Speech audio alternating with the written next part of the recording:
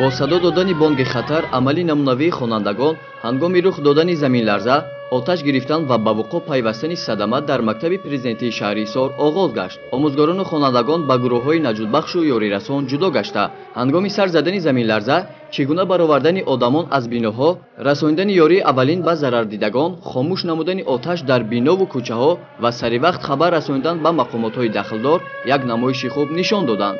در همین لحظه‌های حساس کارمندان قسم آتش نشانی، یاری تجلی و گروه نجاتبخش ستاد اوید به حالت‌های فوق‌العاده و مدافع گراجدانی با автомашинаҳои махсус гардонида шуда در جای حادثه حاضر شدند و برای رفع عاقبت‌های زمین لرزه و به آسیب‌دیدگان کمک عملی خود را رسانیدند.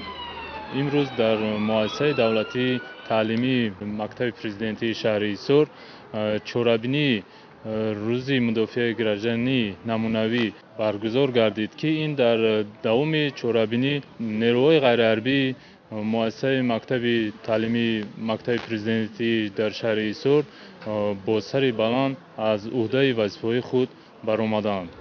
همچنین در چورابینی نمایندگان مقامات اجرایی حکومت دولتی و مؤسسه‌های تعلیمی شهر ایسور اشتراک داشتند. آنها همه نمایش‌های خوانندگان را تماشا کرده بهای قناعتبخش دادند. مقصد گذراندن چنین چورابینی‌ها در مؤسسه‌های تعلیمی این بلند برداشتن مهارت آنها اوید مسائل حفظ اهالی، امین نگاه داشتن آنها در وقت رخ دادن حالت‌های فوق‌العاده، مستحکم نمودن دانش نظریوی و مکمل نمودن ملکه عملی خوانندگان میباشد. از روی نقشه ماموریت مکتب تصمیم گرفت که یک چند نمود مشق‌های مدافع گراجدانی را آماده سازد.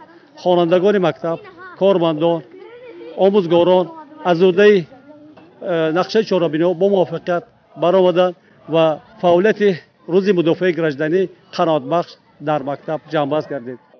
در مؤسسه تعلیمی درس‌های کشاد در موضوع‌های راه‌های حفظ خوانندگان از عاقبت‌های صدمه، عملی خوانندگان هنگام رخ دادن حالت‌های فوق‌العاده و به خود و دیگران رساندن یاری اولی طبی هنگام رخ دادن حالت‌های فوق‌العاده گذرانده شد. از جانب ماموریت مکتب پرزیدنتی، شعبه معارف و ستاد اوید به حالت‌های فوق‌العاده و مدافع گراجدانی با بهترین اشتراکچیان افتخارنامه و تحفه‌های خاطروی تقدیم کرده شد.